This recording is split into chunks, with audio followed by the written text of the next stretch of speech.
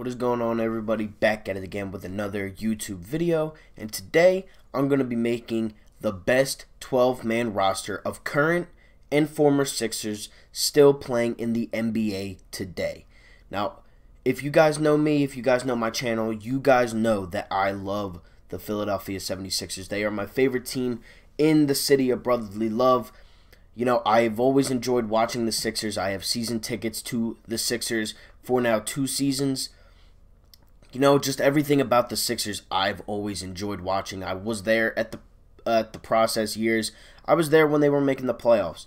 I've always been a huge basketball fan. So I just thought, you know, yesterday when I was doing my live stream, I was really thinking about making a video about the current and former Sixers still playing in the league today and making a 12-man roster out of it. So that's what I'm going to do in today's video. But before I get to that, make sure you guys leave a like, leave a subscribe, and comment down below if you guys agree with my list or if you guys would change anything about it. Now, we are almost 15 subscribers away. We are at 484 right now.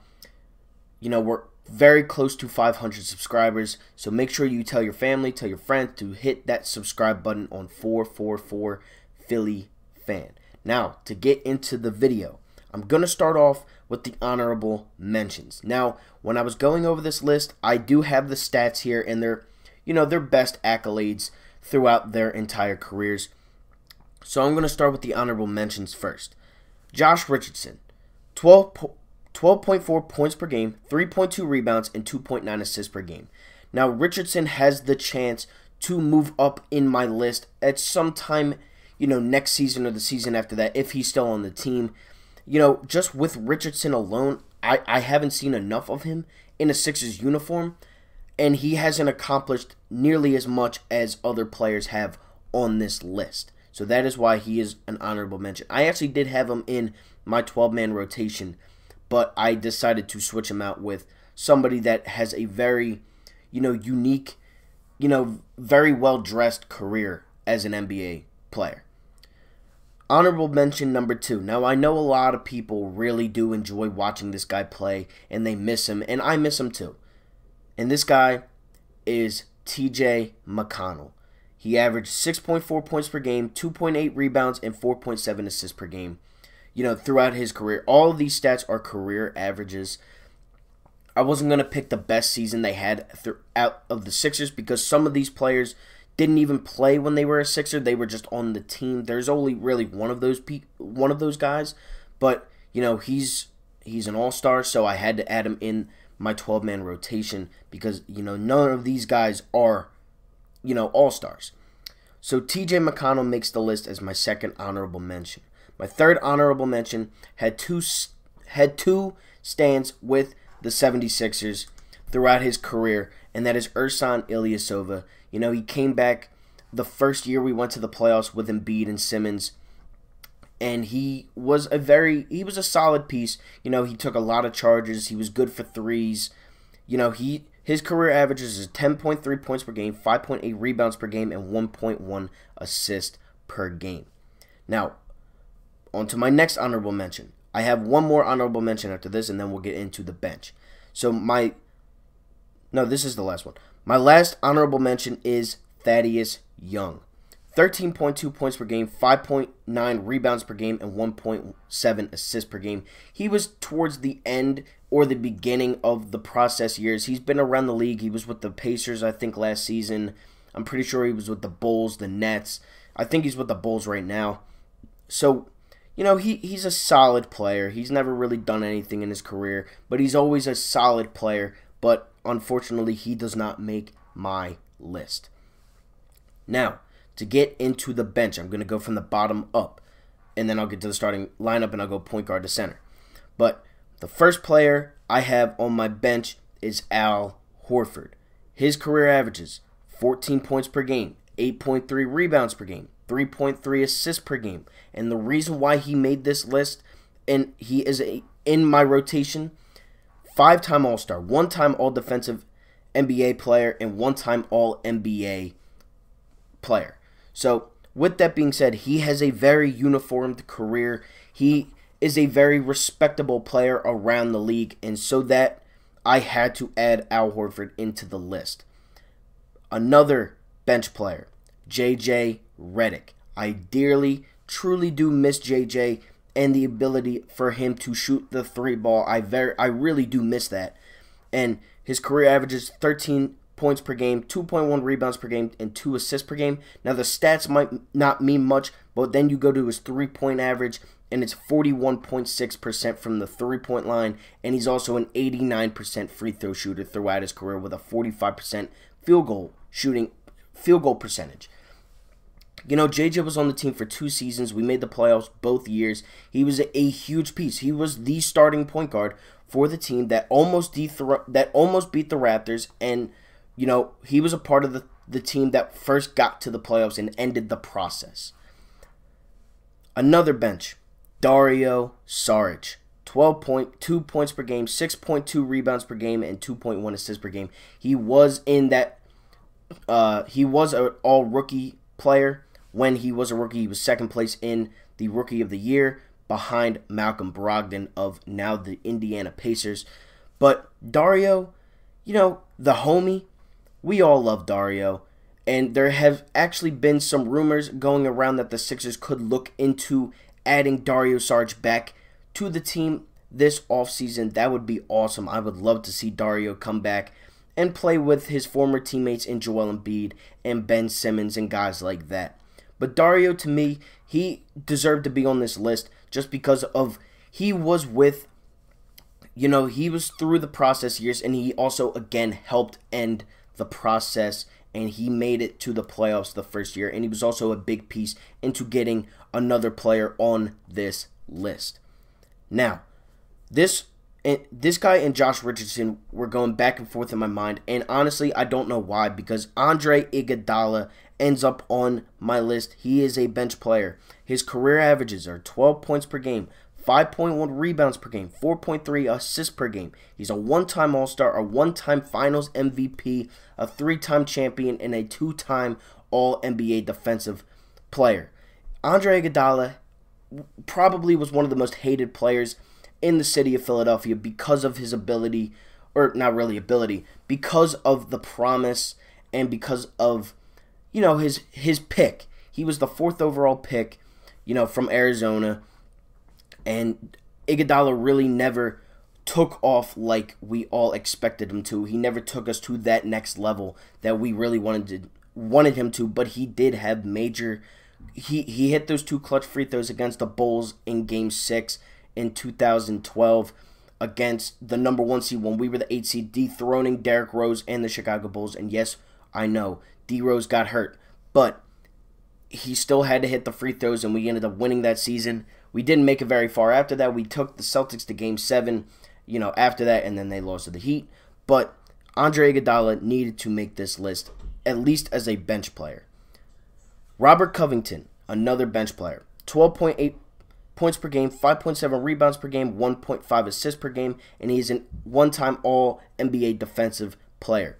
Rocco, again, along with Dario and JJ, ended the process. You know, Rocco was one of those guys. He was a true process player.